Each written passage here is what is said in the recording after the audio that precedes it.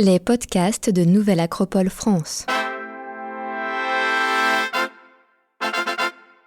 L'hymne de la fleur. Je suis un mot que profère puis reprend la nature et qu'elle cache en son cœur puis redit. Je suis une étoile tombée de la toile azurée sur le tapis vert. Je suis la fille des éléments, conçue par l'hiver, enfantée par le printemps, élevée par l'été et endormie par l'automne. Je suis le cadeau des amoureux, la couronne des noces et le dernier présent d'un vivant à un mort. Le matin, je participe avec la brise à annoncer la venue de la lumière.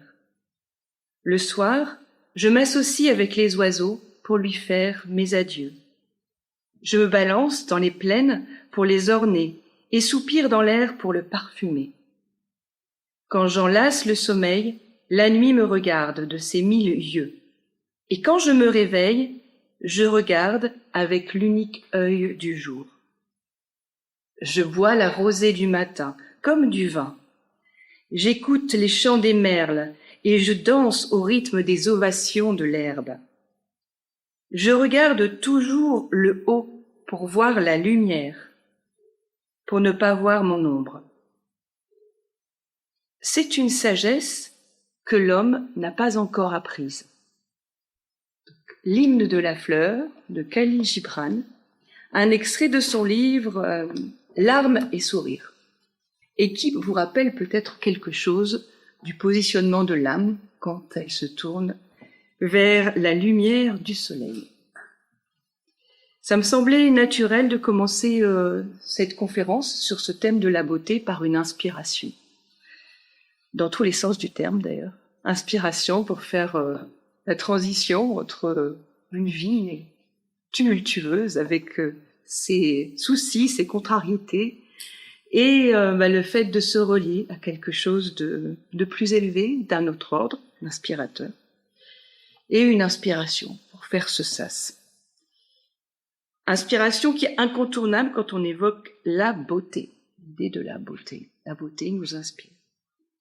Et Gibran était un amoureux de la sagesse faite beauté. Il était au service de la beauté et par tout ce qu'il a écrit, par toute son œuvre, il inspire ses lecteurs à se tourner justement vers la vie de leur âme pour se relier à cette beauté. Dans ces quelques mots que je vous ai lus de Khalil Gibran, on trouve déjà toute la subtilité, la profondeur de son art. C'est une œuvre non pas de jeunesse, il faut dire qu'il n'a pas vécu très vieux, Khalil Gibran, puisqu'il est mort à 48 ans, une vie assez courte. Mais on n'est pas encore à ce qui sera son chef-d'œuvre et que vous connaissez probablement, Le Prophète. Mais en tout cas, déjà, on trouve une grande profondeur, une grande puissance d'inspiration, d'évocation à travers ces mots. Et des paroles d'un autre temps, de toute éternité, puisque ça n'est pas daté. Et l'art, tel que nous le présente Khalil Gibran, est un langage avec la beauté. L'art exprime la beauté qui nous donne une porte d'accès à la signification des choses. Dans la vie de notre âme, il y a cette possibilité d'accéder à quelque chose d'élevé, d'épuré. On parlera un peu plus de la beauté. Donc toute la vie de Gibran va être au service de l'expression artistique et lui-même, à mesure qu'il compose et qu'il réalise son œuvre, se transforme, s'élève. À mesure de son écriture, Le Prophète, comme je vous le disais, est vraiment son chef-d'œuvre. Il va sortir Le Prophète en 1923, donc il y a 101 ans, bientôt 101 ans, c'était en septembre. C'est pas son dernier livre, c'est pas le dernier livre qu'il a écrit, mais c'est véritablement son chef-d'œuvre. Il a mis une dizaine d'années, au moins, à l'écrire. En tout cas, c'est vraiment son accomplissement. Puisqu'il dit sur ce livre, c'est intéressant, je trouve, par rapport à la voix de l'artiste, où il y a un mûrissement, une transformation intérieure pour pouvoir donner le meilleur. Il dit, c'est pour moi une seconde naissance. Écrire ce livre a été pour moi une seconde naissance et mon premier baptême. Prophète, il m'a mis au monde. Mon ouvrage qui m'a mis au monde avant que j'ai pu le concevoir. Il m'a modelé avant que j'ai pensé à lui donner forme. Il m'a commandé d'avancer, muet, derrière lui, sur 7000 lieues, avant qu'il s'arrête pour me dicter ses choix et ses préférences. La puissance de l'inspiration qui vient d'un autre niveau de conscience, probablement. Et le fameux « Parle-nous de la beauté » que j'ai choisi comme titre de cette conférence est le début du chapitre dans le prophète sur la beauté. Alors avant de parler justement de cette beauté, je voulais vous donner d'abord quelques points de repère sur la vie et l'œuvre de Khalil Gibran. Pas tant d'un point de vue vraiment purement chronologique, mais ce qui m'intéressait, c'était de voir ce qui avait imprégné sa conscience, ce qui avait permis son cheminement. Car il y a véritablement un cheminement. Il a une vie qui est pas très très facile, et pour autant, il a vraiment mûri intérieurement, mais avec des outils particuliers. Alors, en réfléchissant à tout ça, je me disais, oui, en fait, il y a vraiment une géographie intérieure qui s'est mise en place pour lui donner un axe, des points de repère, justement, pour cheminer vers l'expression de ce qu'il portait vraiment, quelque part sa vocation qu'il devait exprimer. Donc une vie courte, il a vécu 48 ans, il est né le 6 janvier 1883 et il est mort le 10 avril 1931. Il est né au Liban, à Bécharé, un petit village du Liban, dans la montagne du Liban, et il est mort le 10 avril 1931 à Boston. Je ne sais plus si Boston ou New York, mais je crois que c'est Boston.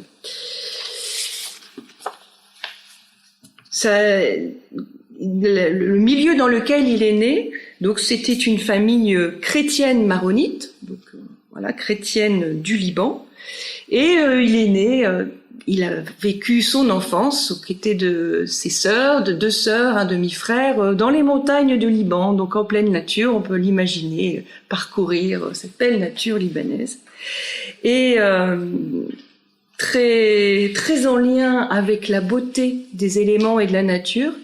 Et deuxième influence aussi, très empreint, et avec une éducation empreinte de spiritualité, notamment plutôt du côté de sa mère, puisque son grand-père était prêtre, son grand-père maternel. C'était moins le cas du côté de son père. Donc la nature, la spiritualité, et très vite aussi l'art va appeler son âme, puisque comme une vocation, donc il montre, quand il est enfant, c'est plus le dessin qui va l'attirer, puisqu'il va dessiner sur les murs de la maison avec des morceaux de craie, de charbon. Alors sa maman, loin de l'en dissuader, au contraire, va l'encourager à continuer de dessiner sur les murs de la maison, mais pas que. Et elle va lui offrir un livre sur Léonard de Vinci. Et là, ça lui a fait un impact très fort, puisque quand il a vu pour la première fois les œuvres de Léonard de Vinci, donc faut imaginer, on est au Liban, fin du 19e siècle, donc pas vraiment dans la même culture que la Renaissance italienne, et pourtant il dit voir ces œuvres eut pour moi l'effet de l'aiguille d'une boussole sur un bateau égaré dans la brume. Ça a eu pour moi l'effet de l'aiguille d'une boussole sur un bateau égaré dans la brume. C'est pour ça que je vous parlais de repère intérieur, parce que là on sent qu'il y a quelque chose dans son âme qui est touché, qui résonne et qui touche quelque chose de profond et d'identitaire en lui. Il exprime dans une lettre aussi que ça a fait émerger en lui un attrait pour l'inconnu, quelque chose qui a exprimé, qui n'est pas encore exprimé, peut-être l'invisible. On parlait de l'invisible tout à l'heure. Donc, nature, art, spiritualité. Et ça va être quelque chose de très présent dans son œuvre. Il va rencontrer beaucoup d'épreuves dans sa vie. Je vous les raconte pas par le menu détail, mais ils vont devoir s'exiler à un moment donné avec sa famille, avec sa mère et ses frères et sœurs aux États-Unis. Il va être amené assez jeune à devoir accompagner, soutenir sa famille dans des épreuves, décès, etc. Pareil, je vous fais pas le détail. Il va retourner au Liban à son adolescence pour parfaire sa formation. Mais voilà, il va traverser les tempêtes de la vie parce que son cap est clair. Et toujours au service du beau et de l'expression du beau. Il va se former à la peinture, il va aussi parfaire son art de l'écriture. Il va passer un peu de temps en France aussi, on ne sait pas forcément, mais il va apprendre notamment la peinture en France. Et ce qu'on peut dire, c'est que les drames auxquels il va devoir faire face vont plutôt renforcer sa combativité.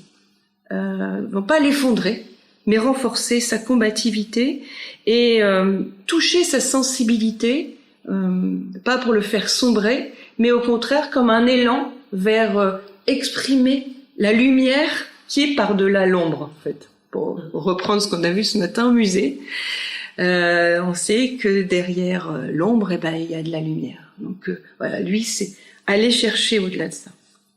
Et il va mettre en scène plusieurs chagrins ou drames de sa vie à travers ses écrits. Et moi, il y a une phrase qui me touche beaucoup, qui retrace son attitude lors du décès de sa maman, qui était quelqu'un de très important pour lui, puisque ça a été vraiment son inspiratrice, elle l'a guidé.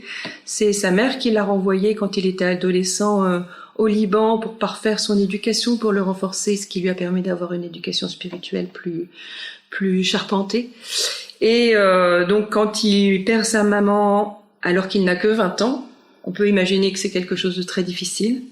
Et ce qu'il va dire, quand il voit le visage de sa mère morte, les traits de son visage devenaient de plus en plus fins et ses grands yeux de plus en plus larges. Elle avait repris toutes ses couleurs naturelles. De ma vie, je n'ai rien vu de si divin que cette expression de gloire qui l'auréolait.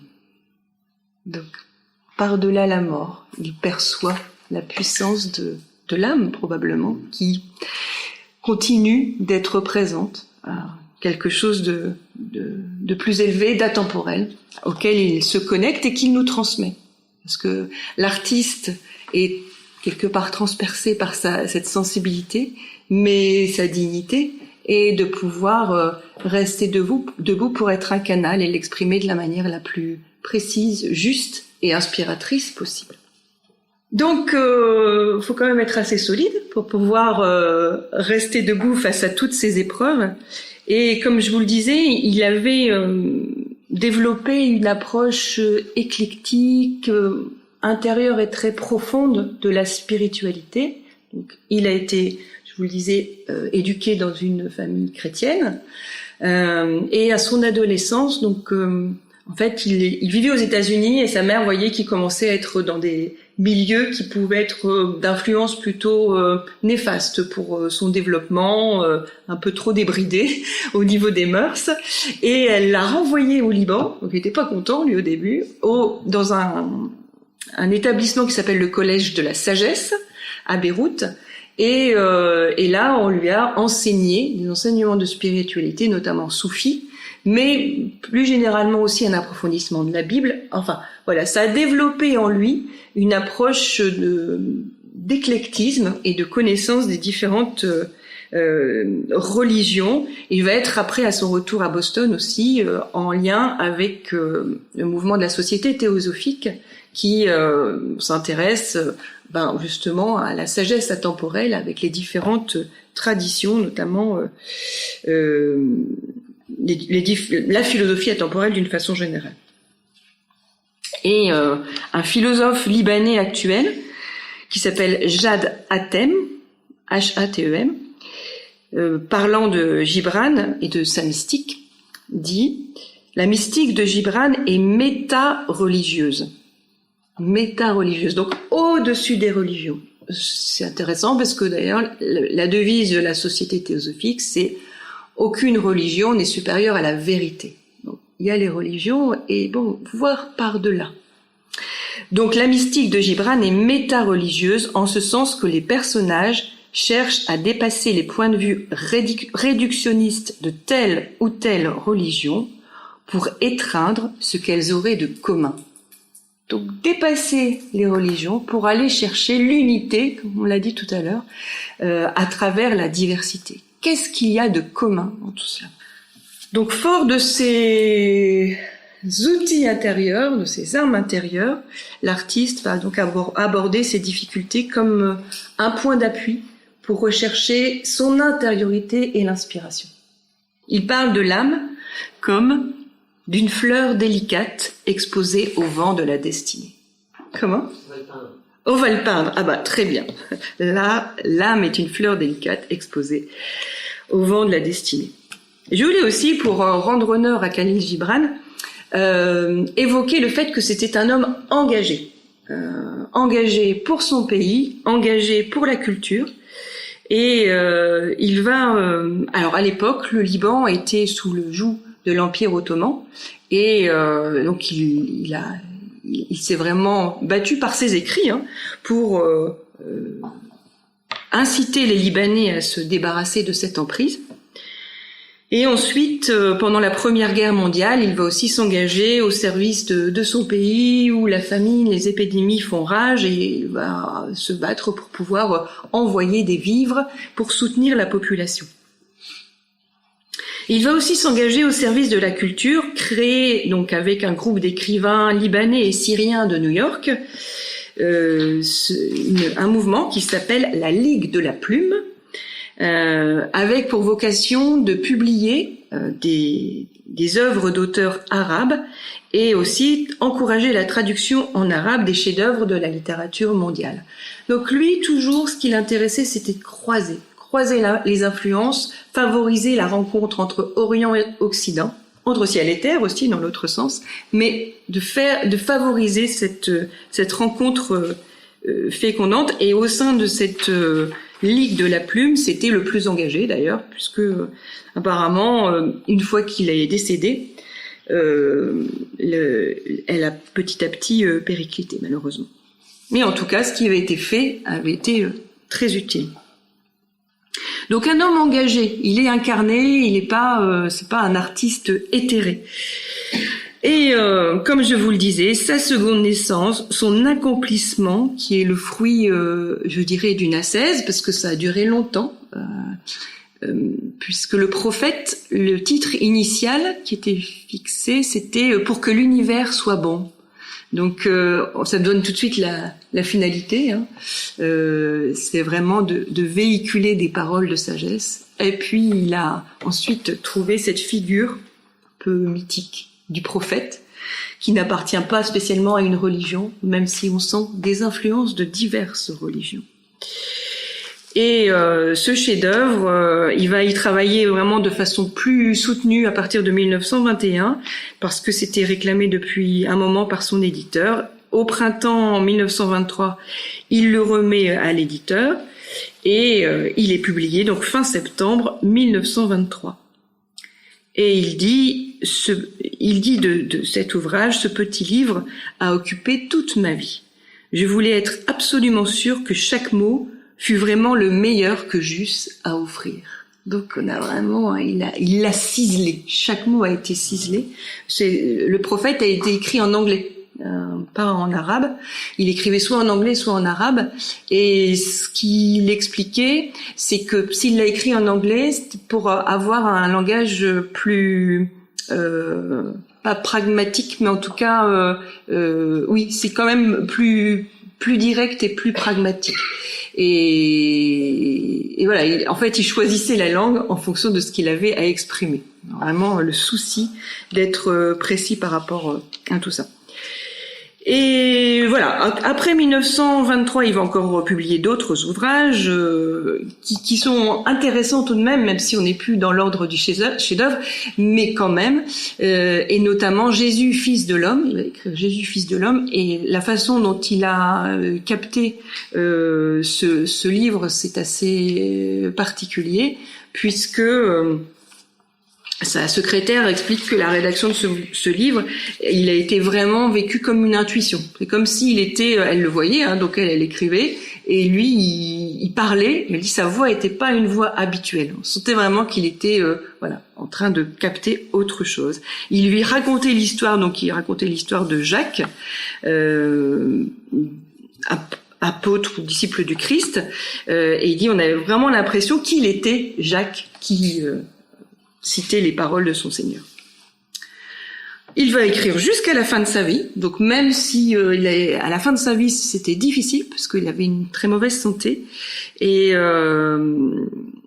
mais il va continuer d'écrire et il décède donc le vendredi 10 avril 1931. Son corps va être ensuite rapatrié au Liban en août 1931 et il est déposé dans une grotte creusée à Même-le-Roc dans le monastère de Bécharès, donc où il était né en 1932, et dans la forêt des Cèdres de Dieu. C'est beau quand même. D'ailleurs, maintenant, je regardais sur Internet, j'aimerais bien y aller, il y a un musée Khalil Gibran à Bécharès. Donc voilà, c'est un artiste qui donne tout, qui a toujours à cœur de se relier à l'essentiel, à son intériorité, mais aussi à son époque, à son pays, à sa culture. Et bien sûr à la spiritualité. Alors, Khalil Gibran, parle-nous de la beauté. Gibran, c'est un militant, pour moi, au service du beau. Toute sa vie, il a eu une posture d'artiste face à la vie. Il a donné priorité à la vie de l'âme et à son expression. Et voilà, il s'est mis au service du beau.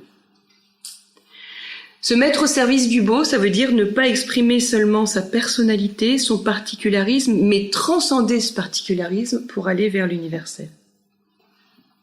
Il dit, on voit que son art transcende les frontières des religions, tout en cherchant de toutes ses forces le message universel dans chacune des religions.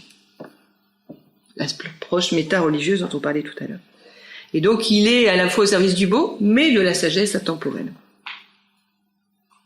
C'est d'ailleurs intéressant que la première piqûre d'art, entre guillemets piqûre, qu'il reçoit, cette aiguille-là, vient de Léonard de Vinci.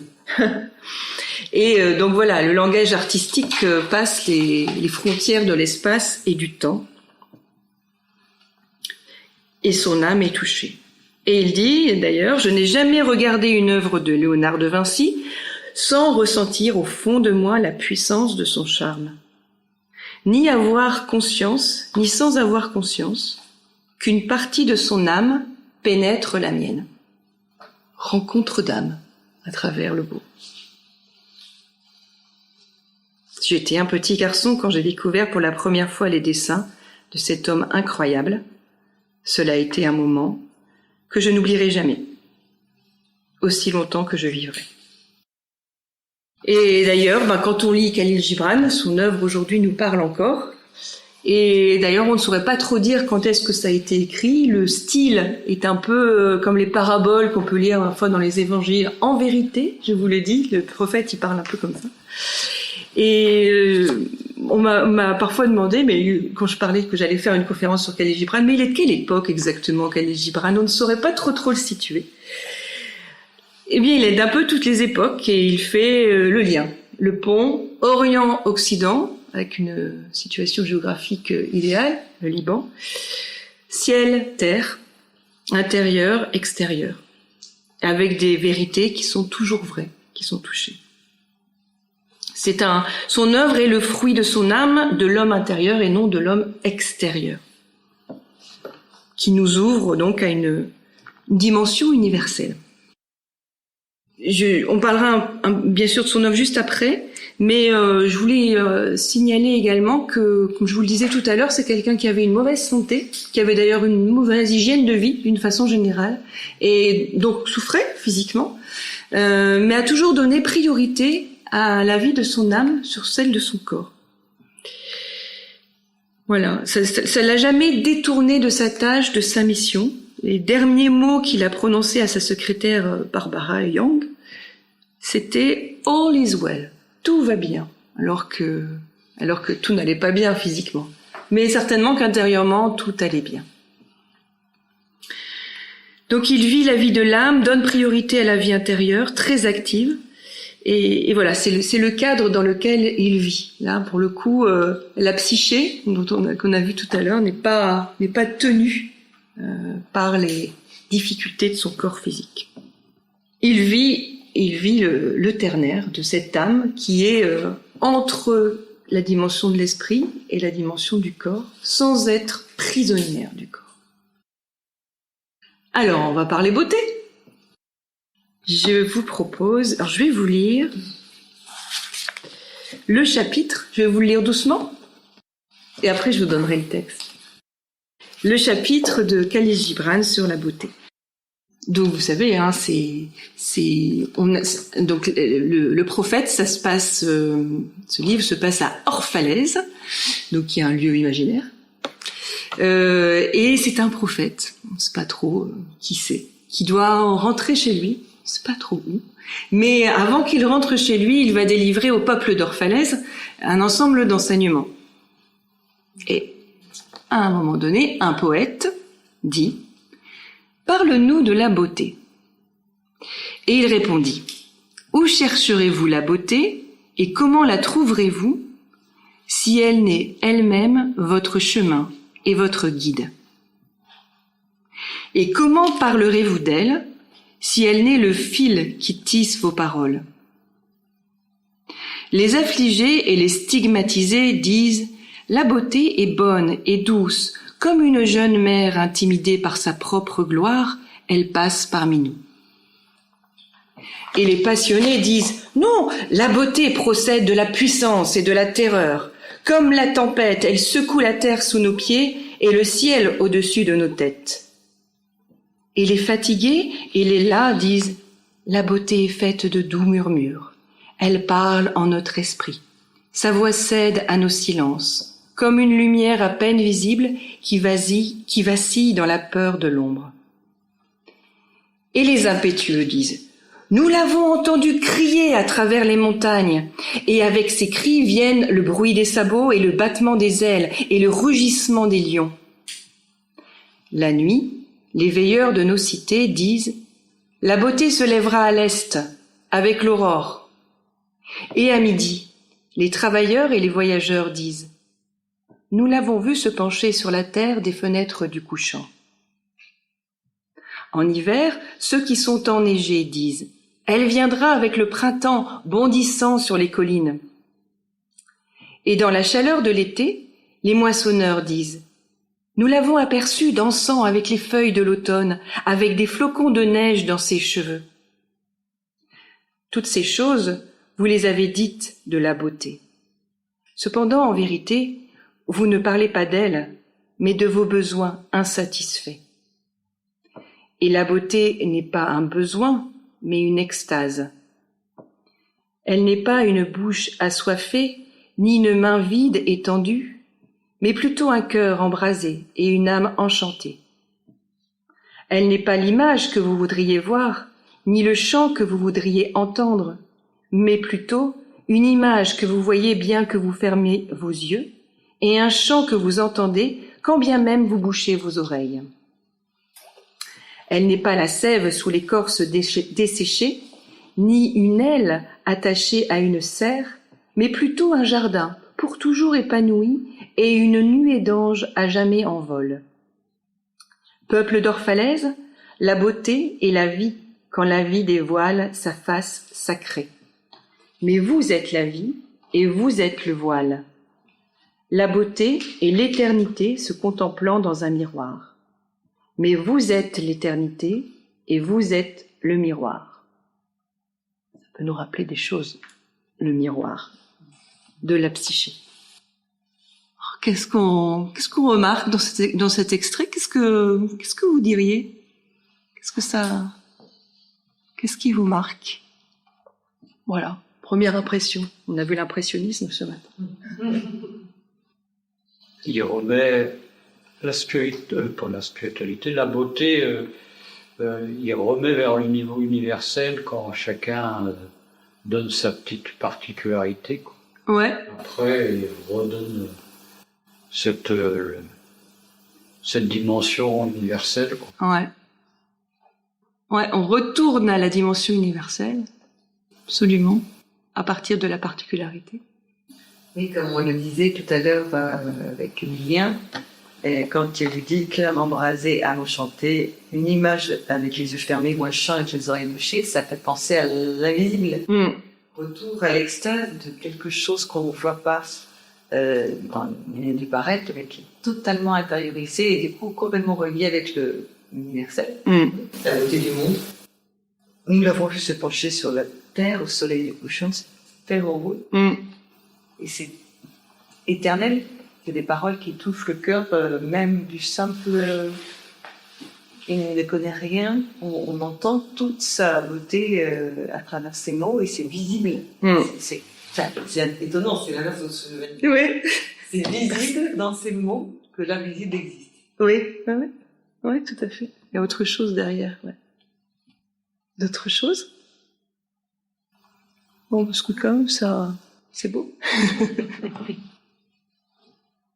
Moi, ce qui m'a marqué à la lecture, c'est vraiment le côté très imagé, parce que on voit plein d'images. En fait, on me lit ça, ça y est, hein, ça.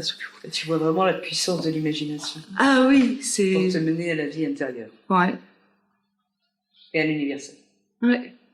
Et autant, effectivement, il retourne à l'universel, mais il faut quand même, à l'intérieur de nous. C'est ça, on passe par les images, en fait, hein, le langage symbolique, il est très puissant, quoi.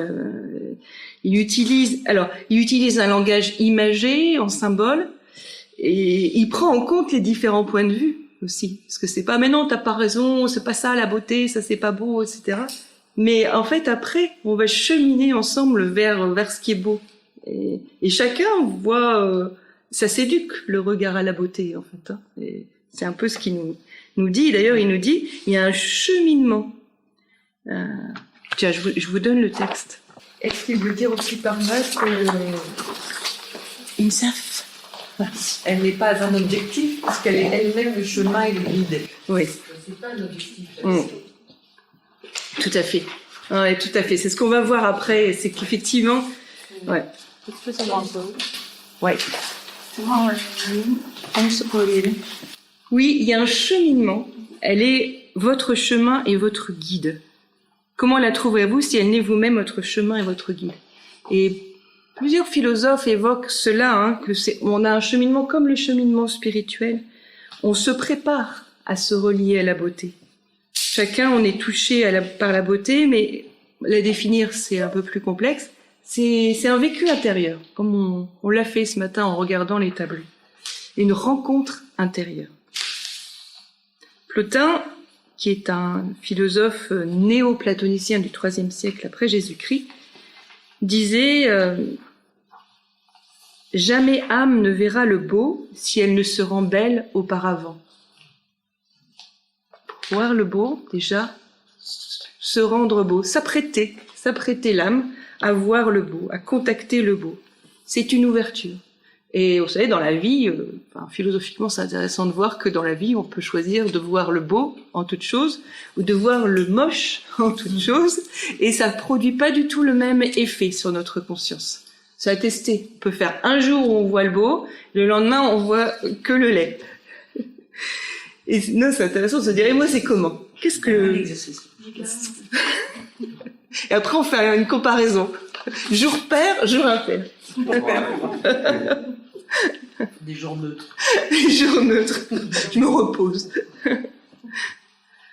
Et la retrouvaille finale avec le beau, la beauté, c'est une extase. Une extase.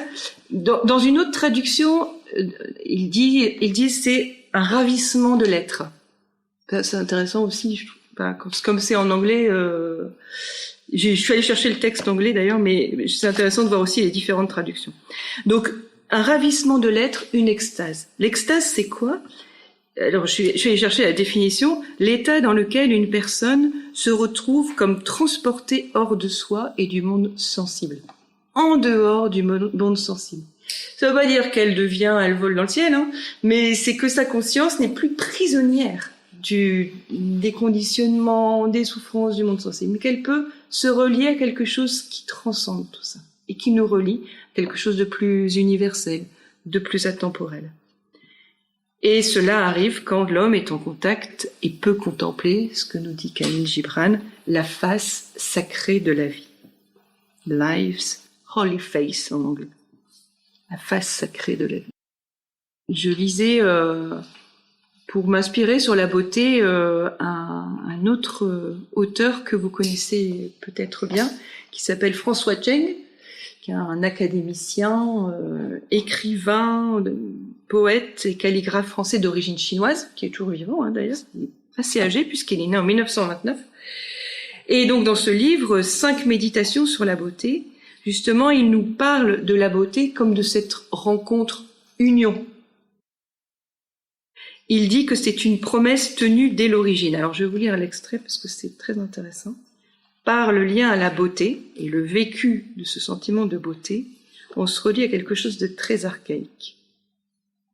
Alors, il commence par citer un poète anglais, John Keats, qui dit « Toute beauté est cause de joie pour toujours ». Déjà, c'est pas mal, parce que si un jour on a une petite déprime, allez hop, en regardant quelque chose de beau, ça va être cause de joie pour toujours.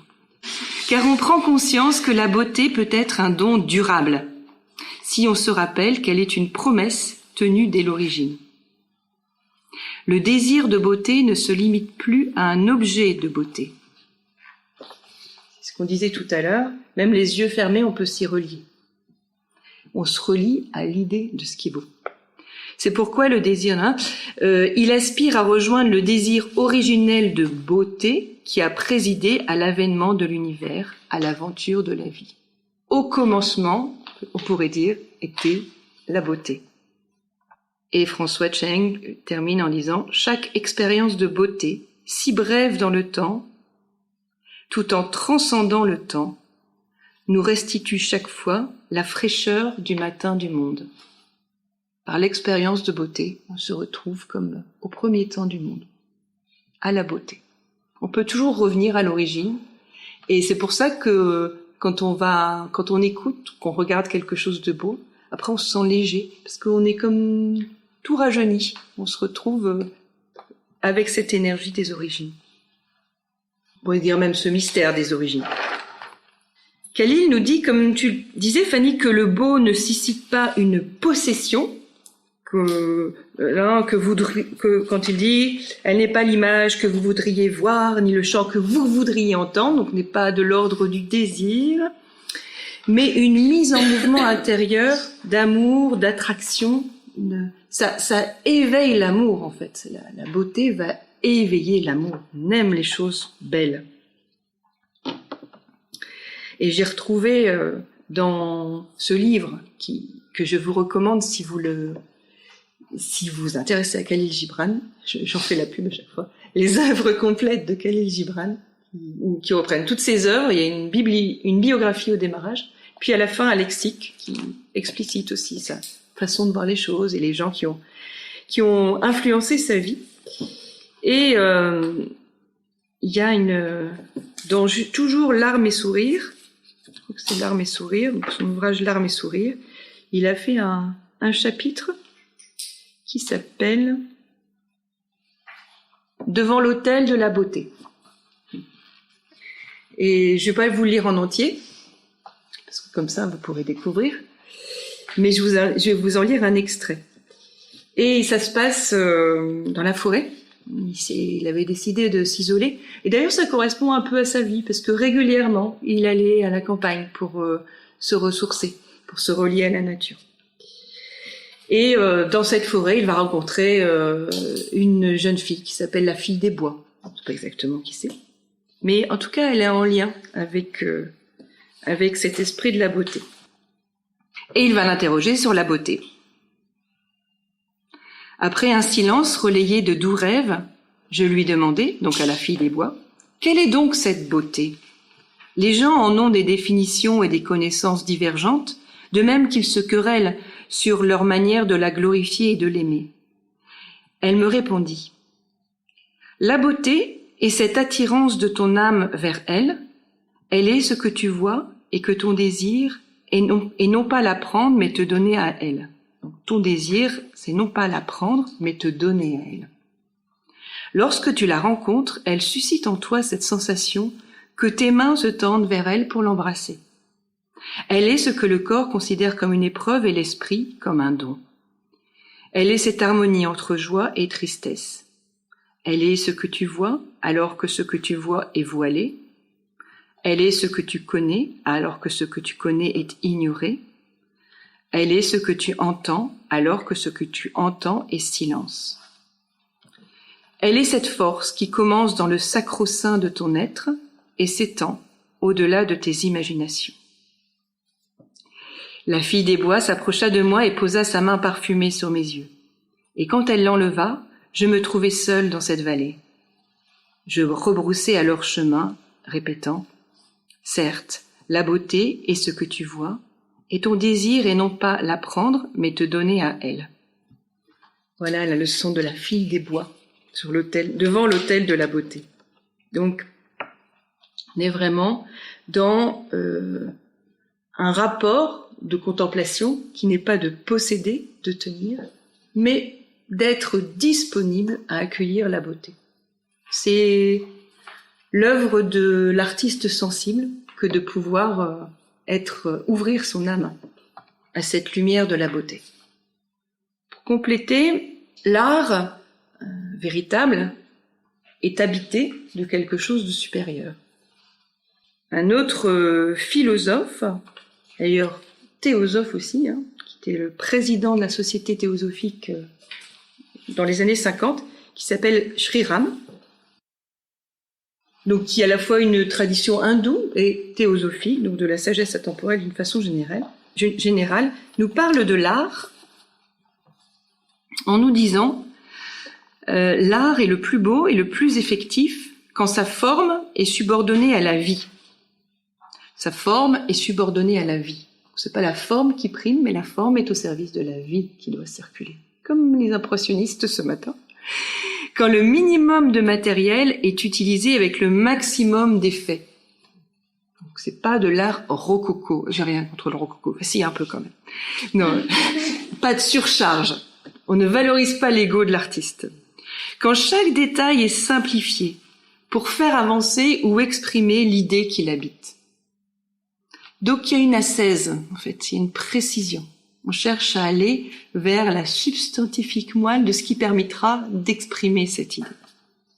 Et Sri Ram dit aussi, l'art est la projection d'idées hors du ciel apparemment vide, néanmoins lumineux et étincelant, donc projection d'idées depuis le ciel, donc depuis l'esprit, dans des formes qui n'emprisonnent que pour manifester ces idées. Donc les formes ne servent qu'à manifester ces idées et pas à valoriser qui que ce soit, mais elles sont purement au service de l'idée.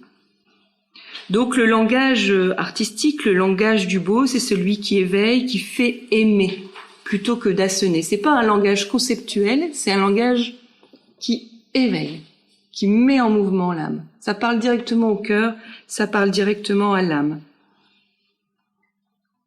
Et c'est un chemin que chacun doit effectuer, parcourir librement et en conscience. Ce matin, c'était intéressant, l'exercice qu'on a fait, de se dire quelle est la toile qui me parle.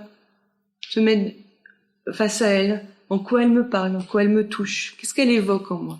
Parce que ce qui est important, c'est ce que ça va évoquer. C'est pas ce que ça raconte finalement, mais plutôt ce que ça va évoquer, ce que ça ouvre. Comme si l'âme était une fleur qui s'ouvrait sous le soleil de cette œuvre qui nous touche. Ce langage artistique, ce langage de l'âme, est particulièrement important, je pense, et utile dans la société actuelle qui est sous l'emprise d'un langage plutôt utilitaire, conceptuel, technique, qui est nécessaire pour notre vie quotidienne, mais probablement insuffisant pour sonder et utiliser les mystères de l'univers. Et cet espace où le lecteur, le public, celui qui reçoit l'œuvre a son son mot intérieur à dire, son sentiment à éprouver, que cet espace intérieur de rencontre entre le beau et l'artiste, et plutôt entre le beau et le public, celui qui contemple le beau. Gibran avait vraiment à cœur qu'il existe, et que il disait par rapport à son livre, il écrivait à Marie Haskell, qui était une très tendre amie à lui, quand il rédigeait le Prophète, il disait « Le lecteur doit avoir son mot à dire ». Et c'est pour ça qu'il transmettait plutôt des paraboles, des images. Le lecteur doit avoir lui-même, doit se mettre en mouvement à l'intérieur. On ne doit pas lui dire ce qu'il doit penser. C'est donc un espace de liberté. Il voile la vérité, car vous êtes la vérité et vous êtes le voile. Et oui, chacun, on a notre vérité et notre voile. Mais nos vérités vont converger. Et il dit aussi, je préfère vraiment la vérité qui est cachée à celle qui est apparente. Il ouvre beaucoup de questionnements, et d'ailleurs, au début de son œuvre, du Prophète, il dit, donc il prévient tout le monde de la façon dont il va parler aux gens. Peuple d'Orphalaise, de quoi pourrais-je vous parler, sinon de ce qui bouge en ce moment dans vos âmes, qu'une rencontre d'âme à âme. Alors, pour terminer, je pense que c'est intéressant de se dire pourquoi parler du beau aujourd'hui. C'est de réunir les hommes sur ce qui sont de meilleurs. Parce que les œuvres, les belles œuvres, sont ce que les hommes ont produit de plus extraordinaire et le meilleur qu'ils avaient eux. Mmh. De toutes les époques, quand on regarde les œuvres artistiques, quelles qu'elles soient, on est en train de contempler le meilleur d'une civilisation. Mmh. Le meilleur de ce que les artistes ont produit ou les hommes quotidiens. Donc on se réunit avec le meilleur. Mmh. Et c'est pour ça que ça crée l'union des âmes, l'union des cœurs. Si on supprime l'art, on supprime l'enchantement, et on supprime aussi l'union dans ce qu'il y a de meilleur. C'est ce qu'ont voulu faire tous les totalitaristes. En créant un faux... En général, la première chose qu'ils font, c'est qu'ils démolissent les musées. Il faut exploser les œuvres d'art. Parce que là, ils rendent les hommes orphelins de leur âme. Et donc... Oui, c'est ça. Et donc manipulables. Et donc dépendants, ouais. Et manipulables. Alors on construit un nouvel art, mais là qui n'est pas universel. Un art totalitaire, si vous le contemplez un peu, il n'est pas contemplable. Non, c'est ça. Il est regardable. S'accrochant. C'est totalement, ça peut être quelque chose de très ordonné, de très carré, mais ça ne véhicule. Il n'y a aucune âme. L'art soviétique, l'art nazi, ou l'art sud-américain, dans ce qui peut avoir vraiment de plus laid, au service de la toute-puissance des dictateurs. En général, c'est glacial. C'est monumental et glacial. Ça enchante rien. Et ça glace, du coup. Et ça glace. Ça glace les cœurs. Ouais. Et les âmes, quoi. Non, c'est pas le Parthénon, c'est pas le Panthéon de Rome qu'on a vu en maquette ce matin. C'est sûr. Non. C'est aussi ce que disait Regina Marjada. Là, ce que l'homme a créé de plus haut pour lui. Il faut être vraiment respectueux de tout. Respectueux de tout ce qui est artistique. Ouais, c'est un arrache que quand on a vu les musées de Bagdad où les gars sont rentrés avec des marteaux et des machins, ont tout cassé. Ouais. Et volé le reste pour le vendre aux Américains, qui les ont fait. La série Ellipsosaure aussi, malheureusement. Mais oui. Toutes les... C'est la première chose que les législateurs détruisent. Ouais. Quand ils ont détruit les librairies de Tombouctou, les grandes bibliothèques, les manuscrits plurimillénaires. Oui, c'est important de voir qu'il y a une dimension de vision de la vie, quoi, en fait, et qui fait, qui est très symbolique et très forte, quoi. J'ai une phrase que vient, c'est les perles de culture. Alors c'est pas les perles de culture se marient, mais ce sont les perles de culture qu'on qu'on assassine, qu'on coupait le collier justement d'harmonie qui nous montre vers un mystère. Parce que quand on arrive au degré de la beauté, qu'on est en extase, c'est le terme qu'il emploie, face à la beauté, et qu'on est nombreux à percevoir ça, c'est nombreux à percevoir le mystère derrière la vie, derrière l'homme, derrière les lois du vivant, et c'est par la beauté qu'on monte notre conscience, et quand on arrive au point de clic de la conscience vers ce mystère, si on le coupe, et c'est pour ça qu'ils sont forts, les maîtres de la caverne, c'est qu'ils coupent au moment où on commence à percevoir quelque chose. Et c'est pour ça qu'on retombe si bas, et qu'à chaque fois, il y a des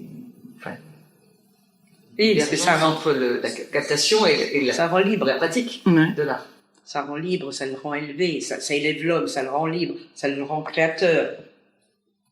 Si la vie de l'homme est enchantée, elle va être ouverture, création, liberté, choix, engagement. Il y a plein de choses qui vont avec le fait d'être heureux.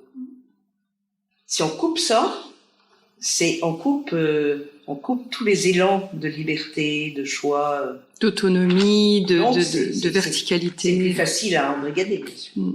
Il faut des gens désespérés pour être embrigadés. Toujours été mon avis. Ouais. Oui, ça parce que l'art et la beauté, ça nourrit la foi, l'espoir avec ses valeurs et les valeurs humaines. Et du coup, ça donne envie d'être en union et de... T'es heureux de vivre, t'es heureux de vivre, t'es heureux de Ça vivre donne avec beaucoup tes d'espérance, en fait, de voir des choses belles. l'espérance. Ça donne une énergie d'amour, justement, qui peut déplacer les montagnes. Hein. Ça transcende notre corps, puisqu'on Ouais. on va bouger quelque chose en nous qui, par cette volonté d'aller vers cette beauté, va nous faire mouvoir, pas nous faire vraiment devenir qui on est. C'est ça qui nous manque. Hein, l'appel ou la conquête du héros intérieur ou de celui qui veut aller vers cette beauté, cette harmonie, eh bien, si nous n'avions pas comme tu dis, ou comme vous dites, de l'espoir, ou en tout cas une vision de cette beauté, on se coupe. On se coupe. Il n'y a plus d'âme. C'est ça. Donc il y a des robots. Il y a des robots qui vivent leur vie éteinte. C'est joli comme perspective. Et c'est ce qu'on disait aussi avec Emilien, ce dont je parle un petit peu pour toi, mais ce que je vois quand tu dis je vois le positif. Parler pour d'autres aussi. Non, mais je sais pourquoi je fais ça. Le fait de dire je vois le positif en toute chose vient du fait que ton expérience de vie t'a montré la beauté dans un moment de nécessité obligatoire. Et ça donne un enthousiasme hors norme. On reprend le feu de notre vie parce que cette beauté-là de voir le positif et d'engendrer de la vitalité est une nécessité. On ne peut pas vivre sans. Ça revient à l'idée du café chez nous. La beauté est-elle nécessaire pour vivre? Oui. Et il y a des gens qui ont dit non. Oui. Ah oui. Ah oui. Ah, des gens qui ont dit non. Oui, c'était le côté nécessaire. Mais bon. Ah, ok, c'est une nécessité. Biologique, on peut aller partir du biologique. Entre la science biologique et la science métaphysique. D'accord. Il y avait une... Mais c'est intéressant. C'est intéressant, ça. Ouais. Et c'est bien pour se positionner et pour se dire, oui, pourquoi c'est important d'ailleurs aussi, et pourquoi, et en face, c'est une vision du monde, parce que pour certains, c'est une perte de temps. Enfin, ça peut être perçu comme une perte de temps, ou comme. Non, c'est pas absolument indispensable à la vie, à la survie biologique. Hein, je crois que c'était ça. Ah, ok. D'accord. Et pour moi, et c'est pour ça que j'étais heureuse de cette journée des arts. Oui, c'est nécessaire pour vivre aussi. Et parler de la beauté aujourd'hui, c'est pas que pour faire joli. Mais au contraire, c'est vrai que c'est une belle pratique de l'âme, quoi, d'exercer son discernement et sa sensibilité autour de la beauté. Pour que la beauté nous habite. Parce qu'on peut vivre avec élégance, on peut vivre avec bassesse. Et intérieurement, ça nous produit pas la même chose. Et je pense qu'autour de nous, ça produit pas la même chose non plus. Et quand les temps deviennent plus difficiles, il paraît que les héros se lèvent, mais les héros, ils sont au service de la beauté parce qu'ils sont au service de quelque chose qui les dépasse et qui ne sert pas que leur ego. mais qui retrace, comme disait Gibran, hein, la face sacrée de Dieu, oui, du divin, du spirituel, de ce qui est élevé, et de pouvoir l'exprimer et non pas être au service simplement de ses propres intérêts. C'est voilà, servir quelque chose de plus grand, et ça demande une posture intérieure de chaque jour, je pense, parce qu'on est pris par la routine de la vie, et on peut choisir ou pas de produire un peu d'élégance dans nos actes, dans nos comportements, dans nos relations, et je crois beaucoup, moi, au colibri et au rôle du colibri par rapport à ça. C'est vrai que l'art, pour ça, c'est un langage qui peut parler à tout le monde, donc faut vraiment pas se priver qu'il nous parle, et que nous aussi, si on a un don, une possibilité de pouvoir le vivre et de pouvoir l'exprimer à travers ça. Et je remercie vraiment cette rencontre avec Khalil Gibran. J'ai commencé à investiguer il y a 6-8 mois sur lui. J'ai toujours aimé le prophète, et j'ai découvert cette vie et la subtilité de cet artiste qui justement a su dépasser ses épreuves et produire en surabondance de cette beauté. Je crois que c'est une inspiration forte. Malgré toutes les difficultés de la vie, nous sommes des êtres reliés entre le ciel et la terre, et nous pouvons produire en surabondance. Et je pense que c'est la meilleure chose qui puisse nous arriver, ainsi qu'à notre environnement. Merci à tous pour ce partage, et merci à Gibran.